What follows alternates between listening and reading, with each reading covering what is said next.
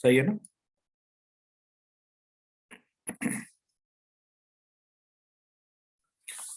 तो फिर मैंने तुम्हें ये कहा था कि कुछ चीजें ऐसी होती है कि वो विजिबल होती हैं, उनको हम आइडेंटिफाई कर लेते हैं उनके मास, कलर, स्मेल वगैरह से।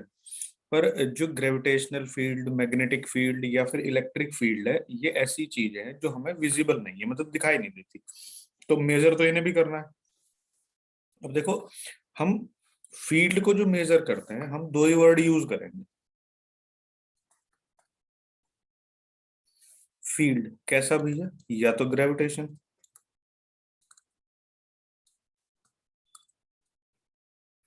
या फिर इलेक्ट्रिक, या फिर मैग्नेटिक।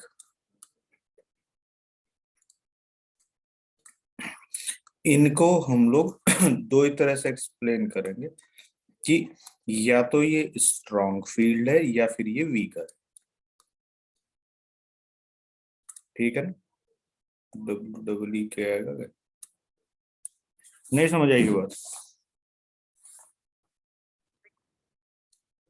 Yes sir. अब तुम ये देखो इसमें कि मान लो ये एक प्लेनेट है, प्लेनेट 1, और भाई एक है प्लेनेट 2। अब तुम दोनों जरा ध्यान से मुझे देख के बताना। इस प्लेनेट से हमने एक ऑब्जेक्ट ली, कुछ मास है उसका, मतलब हमें नहीं पता क्या है, ये m है। इसको हमने यहां से h हाइट पर रखा। तो इस प्लेनेट 1 ने इसको अपनी तरफ 20 न्यूटन के फोर्स से अट्रैक्ट किया। अब भाई तुम इसे लेके यहाँ से दूसरे प्लेनेट पे चले गए, इस पे भी तुमने इसको h हाइट पे रखा। तो इस प्लेनेट ने इसको अपनी तरफ अट्रैक्ट किया with a force of 40 newton. ठीक? Yes sir. तो तुम्हारे अकॉर्डिंग कौन से वाले प्लेनेट का फील्ड स्ट्रॉन्गर है? प्लैनेट 2। प्लेनेट 2 का। हाँ सर। तो हम किसी भी फील्ड की स्ट्रेंथ को कैलकुलेट कर पा रहे हैं इन terms of force on the surrounding object.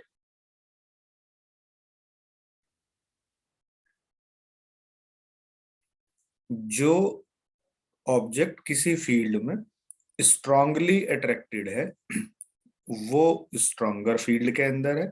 जो वीकली अट्रैक्टेड है, वो वीकर फोर्स फील्ड है कंपैरेटिवली। एग्री हो इस बात से? Yes sir. तो एक तो हम किसी भी फील्ड, चाहे इन तीनों में से कोई सा भी फील्ड हो, अब ग्रेविटेशनल फील्ड में ये फोर्स हम एक्सपीरियंस कर रहे हैं मैसिव ऑब्जेक्ट पे, इलेक्ट्रिक फील्ड में ये चार्ज के ऊपर हो जाएगा, और मैग्नेटिक फील्ड में पोल के ऊपर हो जाएगा, साउथ पोल नॉर्थ पोल के। तो अलग अलग फील्ड में रिलेटेड ऑब्जेक्ट्स भी अलग अलग तरह की होंगी। सही है ना भाई? तो हम एक तो कौन सा फील्ड स्ट्रांग है, कौन सा फील्ड वीक है, उसके लिए हम एक एक्सपेरिमेंट करते हैं इन terms of force on the surrounding object. सही? यस।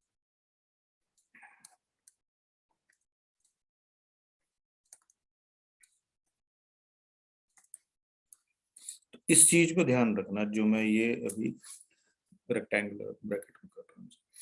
अब दूसरा जो है भाई, दूसरी चीज देखो, मान लीजिएगा कि भाई तुम्हारे पास में ये प्लेनेट 1 है, ये प्लेनेट 2 है। ठीक? अब इस प्लेनेट 1 और प्लेनेट 2 की कहानी सुनो जरा। यहां से एक ऑब्जेक्ट को h हाइट तक ऊपर लिफ्ट करने में सरफेस से 100 जूल वर्क करना पड़ता है। उसी ब्लॉक को उतनी ही हाइट तक ले जाने में यहाँ 20 जूल वर्क करना पड़ता है। तो कौन से वाले प्लेनेट का फील्ड स्ट्रॉन्गर है? फर्स्ट। तुम खुद ही बता रहे हो, देखो मैंने तो तुम्हें बताया नहीं। क्यों? क्योंकि यस तुम्हें सर। क्योंकि तुम्हें यहाँ पे स्ट्रॉन्गर फोर्स ऑफ अट्रैक्शन के अपोजिट स्ट्रॉन्गर फोर्स अप्लाई करना पड़ रहा है, उससे ज्यादा वर्क हो रहा है। यहाँ weak force of attraction of planet के अगेंस्ट तुम्हें वीक फोर्स लगा के इसको ऊपर शिफ्ट करना पड़ रहा है, इसलिए वहां कम वर्क करना पड़ रहा है। तो हम प्लैनेट का जो फील्ड है उसकी हम स्ट्रेंथ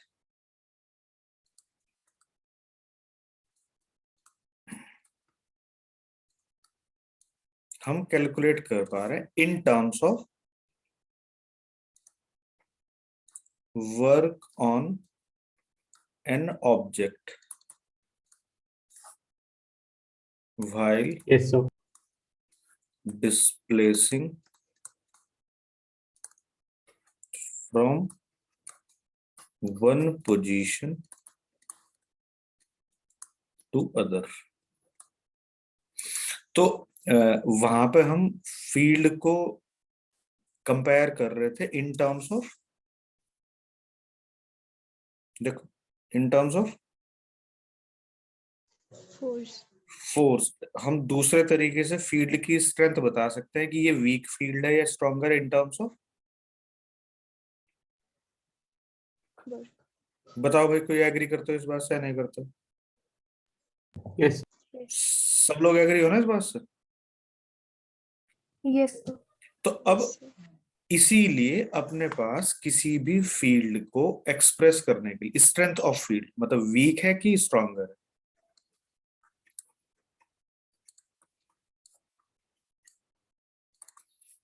क्योंकि हमें फील्ड को डिस्क्राइब तो करना ही था।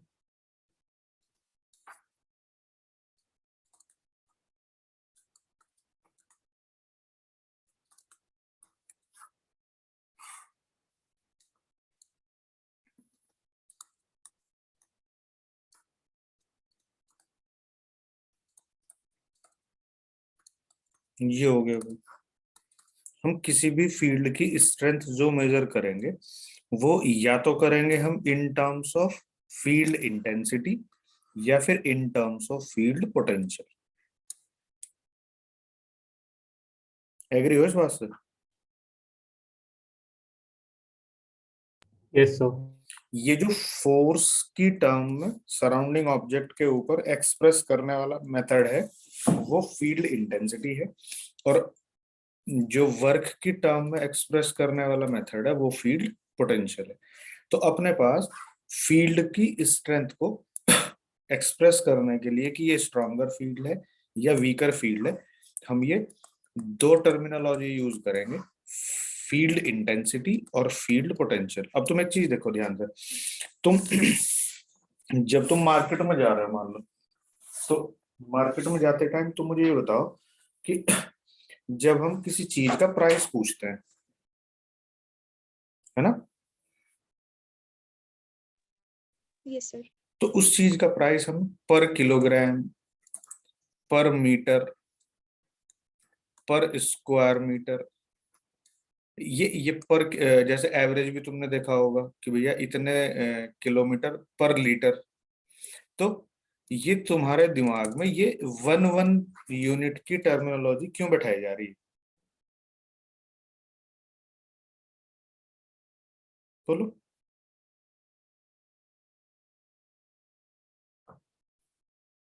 Easily learn हो जाते हैं। मतलब इसका बेनिफिट ये है कि तुम्हें अगर 5 किलो के लिए चाहिए तो भैया 5 से मल्टीप्लाई कर लो, 15 के लिए चाहिए मतलब इससे थोड़ा सा तुम लोगों की कैलकुलेशन जो है वो थोड़ी सी आसान है। हाँ सर। एग्री हो इस बात से या नहीं? Yes sir. तो अब देखो ध्यान से, यहाँ पे हमने फील्ड इंटेंसिटी को भी डिस्क्राइब करा है। जैसे हमें ये कोई एक प्लेनेट है मान लो हम अर्थ ही ले लें, तो अर्थ के आसपास यहां तक चारों तरफ उसका ग्रेविटेशनल फील्ड है, ठीक है ना?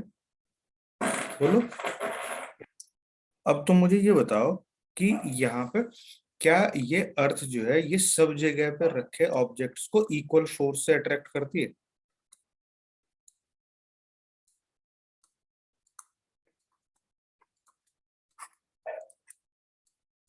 मास और डिस्टेंस सेम होगा अगर उनका तो सेम फोर्स से करेगी।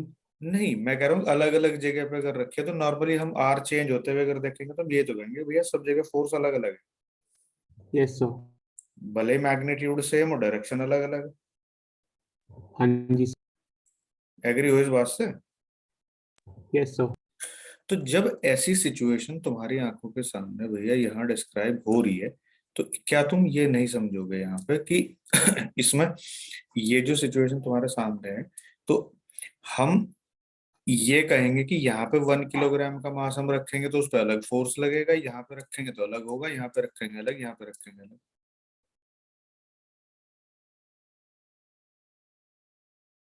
बोलो।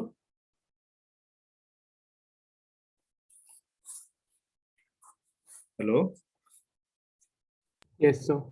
मैं कह रहा हूँ कि अगर अर्थ के सराउंडिंग रीजन में तुम कहीं पे भी कोई मास रखोगे, 1 किलोग्राम का हो या 2 किलो का, तो उसके ऊपर फोर्स ऑफ अट्रैक्शन अलग अलग होगा या नहीं होगा? होगा सर।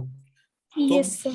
तो बेसिकली इस पूरी ग्रेविटेशनल स्पेस में जो कि अर्थ ने अपने सराउंडिंग रीजन में बनाई है, कहीं पे भी अगर तुम 1 किलोग्राम के मास के ऊपर फोर्स चेक करते हो कि अर्थ उसको कितना फोर्स अट्रैक्ट कर रही है, अर्थ उसको कितने फोर्स से अट्रैक्ट कर रही है, 1 किलोग्राम मास के ऊपर अगर तुम चेक करते हो, तो वो उस पॉइंट के ऊपर अर्थ की फील्ड इंटेंसिटी है।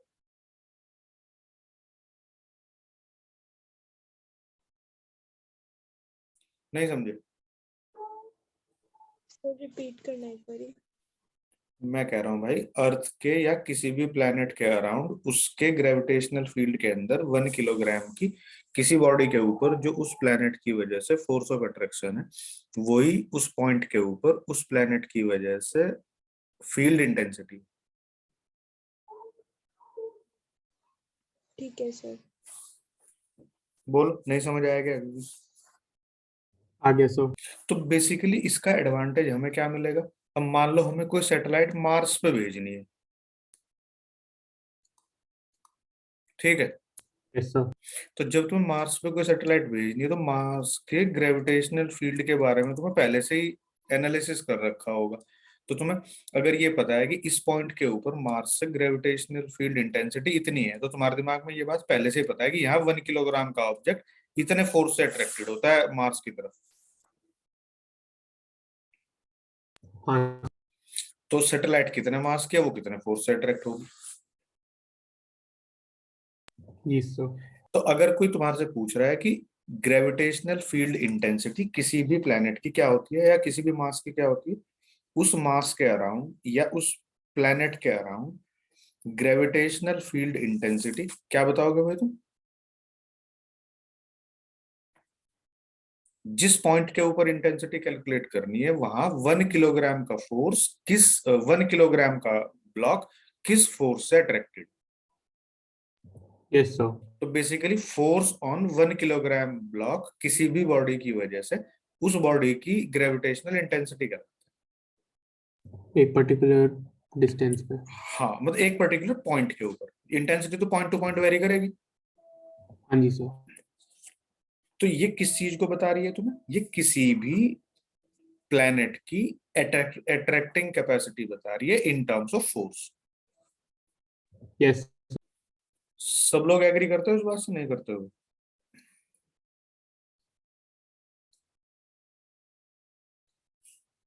हेलो। Yes, sir. सही है ना? Yes, sir. अब देखो ध्यान से, मान लो ये एक पॉइंट ऑब्जेक्ट है जिसका मास है m। इसकी वजह से तुम्हें यहाँ पे eight a distance r gravitational field intensity calculate करनी है। तो क्या इंटेंसिटी होगी यहाँ पर कि तुम्हारे दिमाग में डेफिनेशन पहले से ही पता है कि भाई 1 किलोग्राम के किसी ब्लॉक को यहाँ रख के देख लो, ये m उसको जिस फोर्स से अपनी तरफ अट्रैक्ट करता है, वही यहाँ ग्रेविटेशनल फील्ड इंटेंसिटी है। सही है ना? Yes sir. तो जब तुम ढूंढने निकले 1 किलोग्राम मास, तो तुम्हें मिला ही नहीं, तो तुम m मास ले आए कहीं से, यहाँ रख दिया। तो इसने इस फोर्स को अपनी तरफ इस ब्लॉक को अपनी तरफ अट्रैक्ट किया बाय अ फोर्स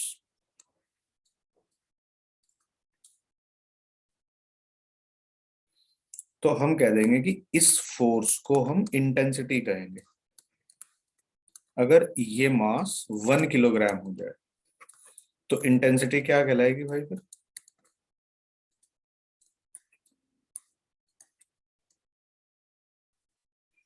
और यूनिट क्या कहलाएगी इसकी, न्यूटन पर केजी। डायरेक्शन क्या होगी, जैसे कैपिटल एम की वजह से इंटेंसिटी पॉइंट पी के ऊपर निकालनी है, तो पॉइंट पी को लाइन, जो लाइन ज्वाइन करती है एम से, उस लाइन के अलोंग टुवर्ड्स द मास, क्योंकि वेक्टर है, फोर्स है, तो जिस तरफ फोर्स लगेगा वहां 1 किलोग्राम मास पर, वही डायरेक्शन इंटेंसिटी की होगी। बोलो, कोई डाउट है क्या किसी को?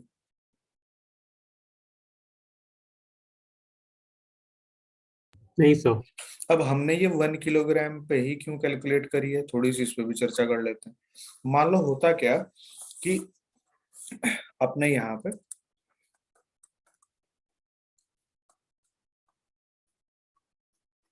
हम कह रहे हैं कि फोर्स ऑन 1 किलोग्राम मास किसी भी प्लेनेट की वजह से इंटेंसिटी है, सही है ना? किसी भी प्लेनेट की वजह से उसके सराउंडिंग रीजन में फोर्स ऑन 1 किलोग्राम मास उस प्लेनेट की वजह से उस पॉइंट की ग्रेविटेशनल इंटेंसिटी है। ये बात समझ आएगी, हमने स्टूडेंट को कैसा पढ़ा दिया। फिर भाई मान लो जो अमेरिकन स्टूडेंट्स हैं, उनको किसी ने कह दिया कि 5 किलोग्राम मास के ऊपर किसी भी प्लेनेट की वजह से फोर्स उस पॉइंट की ग्रेविटेशनल इंटेंसिटी है। समझ आ गई? Yes sir. भाई रशिया ने पता चला कि ये पढ़ा दिया कि 3 किलोग्राम मास के ऊपर force of attraction due to that planet gravitational intensity. तो तुम ये देखो कि अगर कहीं पे ये सारे के सारे स्टूडेंट जो हैं ये इकट्ठा हो जाएं, नहीं यस समझ पा सर। रहे, तो ये तो अपने आपस में ही लड़ेंगे पहले तो, औरों को तो क्या ही पढ़ाएंगे। Yes sir. समझ पा रहे हो नहीं समझ पा रहे हो? Yes yes sir. सर। भाई ये किसी और को तो बाद में पढ़ाएंगे ना, पहले तो इनको खुद ही कन्विंस होना पड़ेगा कि इंटेंसिटी होती क्या है, क्योंकि अलग अलग मतलब किसी भी एक प्लेनेट की इंटेंसिटी अलग अलग पॉइंट की इन तीनों के लिए अलग अलग होगी।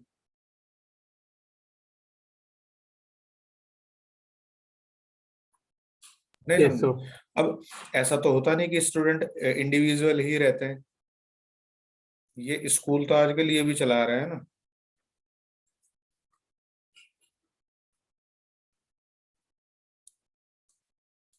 कि कुछ स्कूल जो है बोर्डिंग वगैरह है, जो बड़े स्कूल हैं, वो अपने स्टूडेंट्स को बाहर भेज देते हैं, बाहर के स्कूल उनके के बच्चे यहाँ आ जाते हैं 2-2 3-3 महीने के लिए। हाँ सर। तो अगर उन सबको एक ही चीज पढ़ाई जाएगी तो क्लास में वो मतलब कंफर्टेबल फील करेंगे, उनको यूं नहीं पता चलने का कि भाई अपने यहाँ क्या ही चल रहा था, यहाँ क्या ही चल रहा है।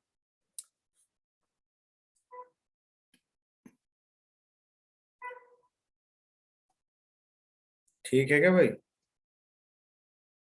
Yes sir. यहाँ तक किसी को बता दो, कोई डाउट हो तो।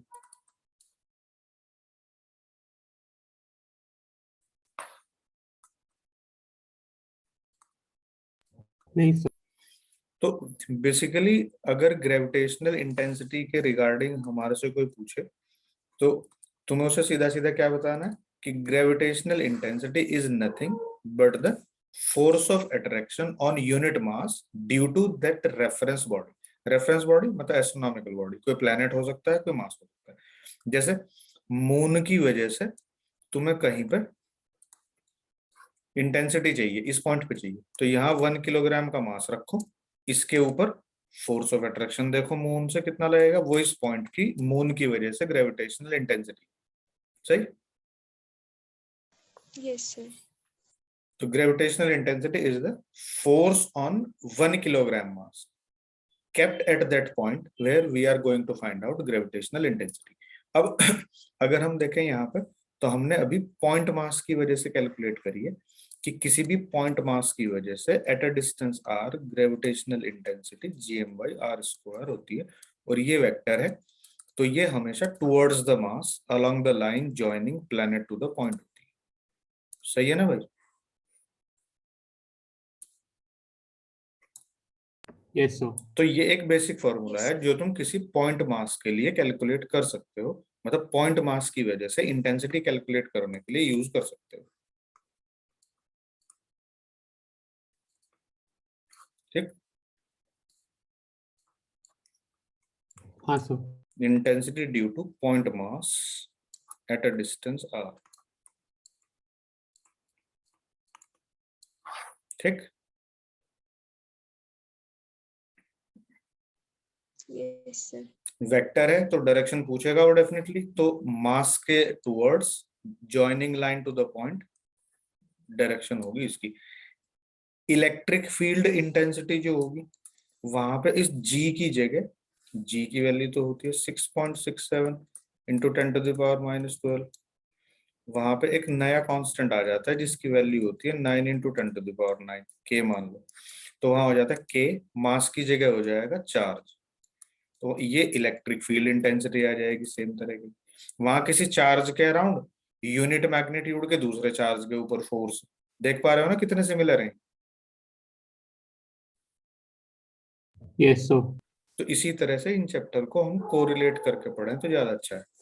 मतलब नॉर्मली ये 12th में पढ़ाया जाने वाला चैप्टर है इलेक्ट्रोस्टैटिक्स के साथ में, पर वो क्या किसको कौन समझाएगा, तुम्हारे स्कूल के टीचर्स को कौन कन्विंस करेगा जाके। अब ग्रेविटेशनल पोटेंशियल, इंटेंसिटी समझ आ गई ना किसी को, कोई क्वेरी हो तो बता दो। Yes, sir. अब ग्रेविटेशनल पोटेंशियल क्या होगा भाई, ग्रेविटेशनल पोटेंशियल जो है, जैसे ये एक मास है, इसकी वजह से तुम्हें यहाँ पे ग्रेविटेशनल पोटेंशियल कैलकुलेट करना है। तो बेसिकली जहां पे इसका फील्ड खत्म हो जाए, ग्रेविटेशनल फील्ड खत्म हो जाए, तो वो पॉइंट के बाहर की सारी चीजें इस पॉइंट के रेस्पेक्ट में इन्फिनिटी पे कहलाती है। हम ये कहते हैं कि वो सारी चीजें जो इसके ग्रेविटेशनल फील्ड के बाहर है वो इन्फिनिटी में, तो इन्फिनिटी से यूनिट मास को पॉइंट पी तक शिफ्ट करने का जो वर्क है वो इस पॉइंट का ग्रेविटेशनल पोटेंशियल, पॉइंट पी का मतलब किसी भी पॉइंट का ग्रेविटेशनल पोटेंशियल उस पॉइंट तक फील्ड के बाहर से शिफ्ट करने का वर्क है। मान लो मून की वजह से तुम्हें मून से 10 किलोमीटर ऊपर किसी पॉइंट का पोटेंशियल निकालना है, तो मून के ग्रेविटेशनल फील्ड से तुम मून के ऊपर जो 10 किलोमीटर ऊपर पॉइंट है वहां तक किसी 1 किलोग्राम मास को शिफ्ट करो, जितना तुम्हें वर्क करना पड़ेगा उतना ही उस पॉइंट का ग्रेविटेशनल पोटेंशियल होगा मून का। समझ गए?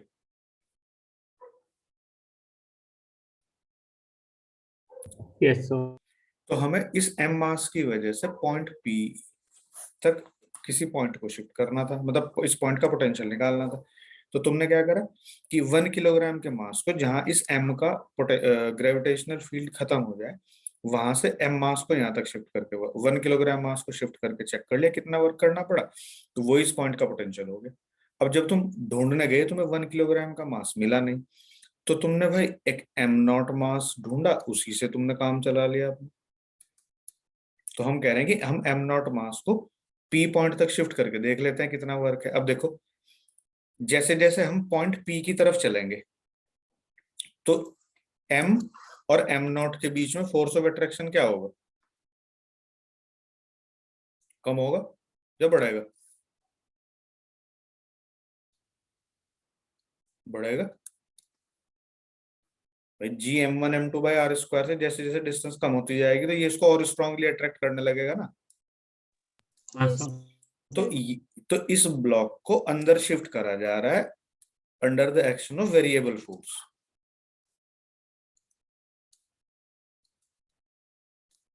तो हमने इसको ऑब्जर्व कर लिया कि while m naught is being entered into the field, is being entering the field of the point mass m, it was at a distance x and dw is the work done for further displacement dx। अब देखो जरा ध्यान से, यहाँ जो dw होगा क्या वो f डॉट dx नहीं होगा? होगा सर। Yes, sir. किसी को कोई प्रॉब्लम है तो बताओ। नहीं सर। अब eight a distance x work जो फोर्स है वो कितना होगा, g m m0/x² dx। अब देखो फोर्स जो इसके ऊपर फील्ड लगा रहा है वो इधर है और डिस्प्लेसमेंट भी इधर है, तो थीटा यहाँ 0 हो गया, तो cos 0 कितना हो गया 1।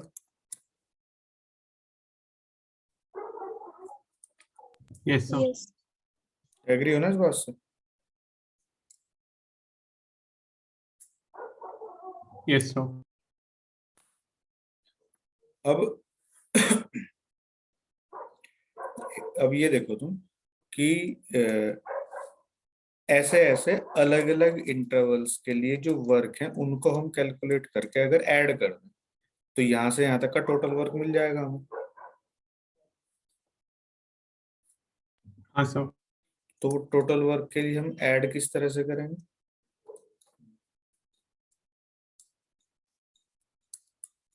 एक्स की वैल्यू इन्फिनिटी से are.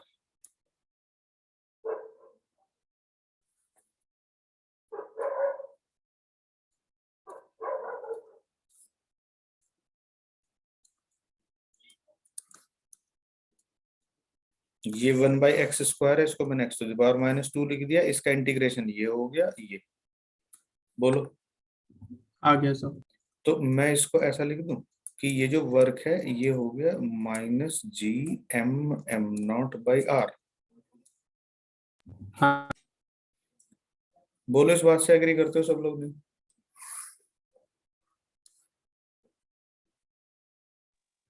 Yes sir. Yes, sir. तो मैं यहाँ कहूंगा कि इफ m0 = 1 तो this W = V, V for gravitational potential.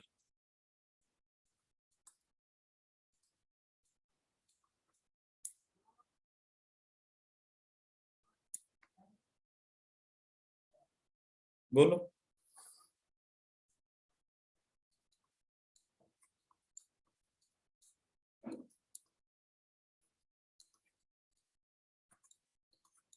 Unit क्या होगी? जूल पर किलोग्राम।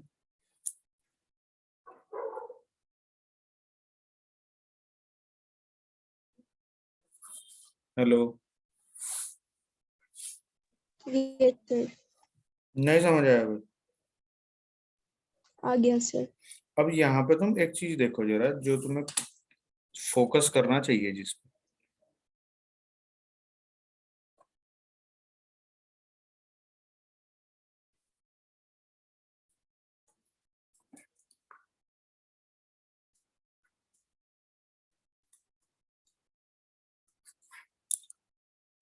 इस m मास की वजह से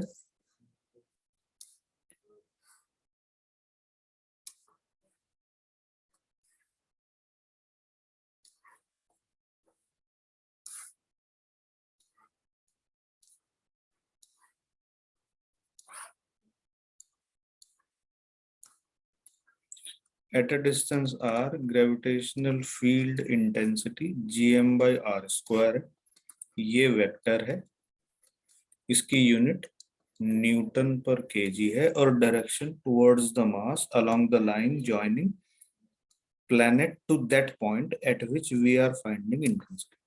यहाँ पर पोटेंशियल जो है वो -Gm/r है। वर्क होता है तो वर्क स्केलर है, तो ये भी इसकी कोई डायरेक्शन वगैरह होगी नहीं, जूल पर किलोग्राम। अब तुम ये देखो, ये नेगेटिव होने का क्या सेंस है इस बात पर, जरा एक बार नोट करो, तुम पहले सुनना मेरी बात ध्यान से। ये अर्थ की सरफेस है। अब अर्थ की सरफेस से अगर तुम किसी ऑब्जेक्ट को ऊपर उठाते हो तो work is done Yes, sir. On the system, है ना? हाँ जी सर। तो जो तुम वर्क करोगे वो सिस्टम में घुस जाता है, तो इसकी पोटेंशियल एनर्जी mgh होती है। होती है सर।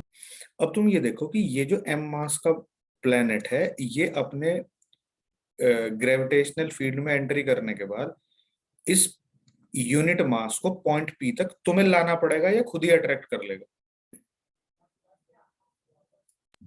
पॉइंट पी तक खुद ही अटैक कर लेगा। तो तुम्हें तो कोई वर्क करना नहीं पड़ रहा। हाँ जी सर। तो अगर तुम वर्क करते तो तुम्हारा वर्क सिस्टम में एंट्री कर लेता और सिस्टम की एनर्जी बढ़ जाती, तो पॉजिटिव होता। तो पॉजिटिव होता। इसका मतलब माइनस साइन ये इंडिकेट कर रहा है कि when 1 kilogram mass is being attracted from out of the field to the point P within the field, energy is lost from the system, या work is done by the system due to which energy is being lost. भाई energy loss हो रही है तो उसके पास पहले ही कोई energy नहीं थी, तो जीरो एनर्जी थी पहले, अब उसने अपनी एनर्जी जीरो के बाद इतनी कम कर दी, तो इसलिए नेट एनर्जी क्या चली गई, माइनस में। और वो यस सर। उस बॉडी की काइनेटिक एनर्जी की फॉर्म में दिखेगी हमको। हाँ, ये बता दो कि ये बात एग्री कर रहे हो इस बात से या नहीं कर रहे? Yes sir. इसका मतलब अपनी अर्थ के ऊपर जितनी भी सराउंडिंग में चीजें हैं वो सब एनर्जी डेफिसिट है अर्थ के रेस्पेक्ट में, इसीलिए तो अर्थ से बंधी हुई है। अगर हम उनको एनर्जी देते हैं तो वो अर्थ से दूर जाने लगती है। तुम देखो किसी भी तुम रॉकेट को ऊपर भेजो तो उसमें हमें इंजन लगा के भेजना पड़ता है। Yes sir. तो इसका मतलब हम सब बाउंडेड हैं अर्थ से, क्योंकि जब अर्थ बन रही होगी तो ये सारे के सारे डस्ट पार्टिकल एक दूसरे को अट्रैक्ट कर करके अपनी एनर्जी लॉस कर करके बाउंड हुए होंगे, हाँ और सर। अर्थ का साइज बढ़ता चला गया होगा ऐसे ही। इसका मतलब हर एक पार्टिकल एनर्जी लॉस करके अर्थ से चिपका हुआ है। अगर हर एक पार्टिकल को तुम उतनी एनर्जी दे दो तो वो वापस अर्थ के अट्रैक्शन से बाहर निकल जाएगा।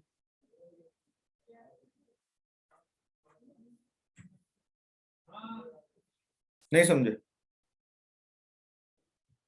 वो हमें अर्थ के कहीं बाहर से लानी पड़ेगी ना पर। नहीं, मतलब हम उसको फ्यूल से दे दें, फ्यूल अगर हम उसको दे दें तो फ्यूल से एनर्जी ऊपर की तरफ, रॉकेट जाते तो हैं अर्थ के ग्रेविटेशनल फील्ड के बाहर। तो अर्थ पे जो एग्जिस्टिंग होती है वो कम हो जाती है ना। क्या कह रहे हो? जब हम एनर्जी देके रॉकेट को भेजते हैं ऊपर तो जो एग्जिस्टिंग पोटेंशियल एनर्जी अर्थ पे होती है वो कम हो जाती है। हाँ, मतलब अर्थ का एक सिस्टम दूर चला गया अर्थ से। Yes sir. तो नहीं समझे ये बात मेरी? समझ गया सर। हाँ, क्योंकि देखो कोई सिस्टम जितना एनर्जी डेफिसिट होता है वो उतना ही स्टेबल होता है। ये बात हम इक्विलिब्रियम की टाइप में पढ़ चुके हैं कि स्टेबल इक्विलिब्रियम कौन सा होता है, अनस्टेबल कौन सा होता है। तो हम सब ने यस सर। एनर्जी लॉस कर करके अर्थ की सरफेस पे हम लोग यहाँ स्टेबलाइज हैं, तो इसलिए अर्थ से रिलेटेड पूरा सिस्टम एक स्टेबल सिस्टम। Yes sir. ठीक है ना भाई? हाँ जी सर। अब अगर हम इस डेफिनेशन को 1 किलोग्राम मास के लिए कह रहे हैं तो ये ग्रेविटेशनल पोटेंशियल है, पर अगर हम इसको जनरलाइज वे में किसी दूसरे मास जैसे m0 मास के लिए कह देंगे तो ये इन दोनों मासेस से रिलेटेड सिस्टम की ग्रेविटेशनल पोटेंशियल एनर्जी भी है, तो इसे इस तरह से भी याद रखेंगे। ठीक है सर। अब कल हम अलग अलग शेप और साइज के पार्टिकल जैसे डिस्क है, रिंग है, होलोस्फेयर है, सॉलिड स्फेयर है, इन सब की वजह से अब हम ग्रेविटेशनल फील्ड इंटेंसिटी और ग्रेविटेशनल फील्ड पोटेंशियल कैलकुलेट करेंगे। मैंने तुमको इसके नोट्स भी सेंड कर दिए थे, कहाँ तक कर दिए थे जरा बता दो एक बार।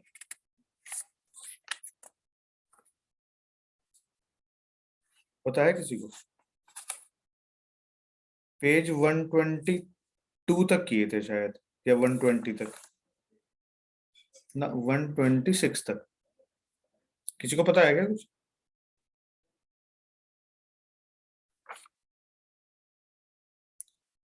हेलो?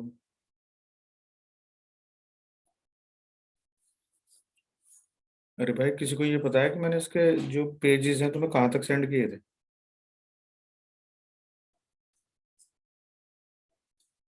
हम्म? 120। 120? 120 तक? 130 तक है सर। 130 तक तो 130। हाँ, तो तुम कोशिश करना कि कल तुम लोग इसके 126 तक कॉपी कर लो जरा एक बार, क्योंकि ये काफी इंपॉर्टेंट डिस्कशन होने वाला है। अगर तुमने इसको ठीक से समझ लिया तो ये चैप्टर तुम्हें काफी अच्छे से समझने में हेल्प हो जाएगी। अगर तुम्हारा ये आगे का गड़बड़ हो गया तो फिर ये भी जाएगा और इलेक्ट्रोस्टैटिक्स भी जाएगा 12th। समझ गए? Yes sir.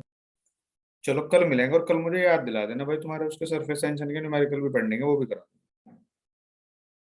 कल तो छुट्टी होगी, यस सर। तो कल दिन में पढ़ा दूं एक बार? इस टाइम तुम बताओ, 1 बजे पढ़ा दूं, 12 बजे पढ़ा दूं? 12 बजे से वो क्लास होती है ना जूम की। कितने बजे तक होएगी? 12 to 1:45। 1:45 होती है, 3 बजे पढ़ा दूं? ठीक है सर। बोलो किसी को प्रॉब्लम है क्या भाई 3 बजे? केमिस्ट्री का ट्यूशन होता है 3:30 से। 3:30 बजे? तो 4:30 5 बजे पढ़ा दूंगा भाई फिर। 5 बजे मेरा केमिस्ट्री का होता है। लो भैया, फिर तो सारे के सारे फिर 2 बजे पढ़ा दूं फिर। ठीक है सर। Yes sir. 2 बजे किसी को प्रॉब्लम है Okay, क्या? विशांत, नो सर, तो तुम्हारे 2:30 बजे निकलना पड़ता है। क्या क्या कह रहे हो भाई? सर मुझे घर से 2:30 बजे निकलना पड़ता है सर, ट्यूशन के लिए 3:30 वाले। तुम्हारी ऑनलाइन ही नहीं चल रही है, ऑफलाइन ही चल रही है अभी? Yes sir, Arvind offline sir चल। ऑफलाइन पढ़ा रहे हैं ना। तो कह दो ना, ऑनलाइन ही पढ़ा देंगे, क्या ही दिक्कत है कि एक दिन तो कम से कम तो अपने आप भी शांति से जिए, तुम्हें भी शांति जीने दो। हम्म।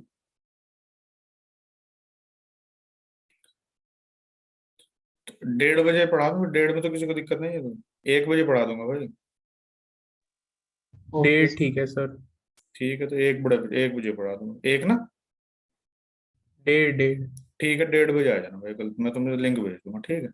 Tata. Good night. Good night.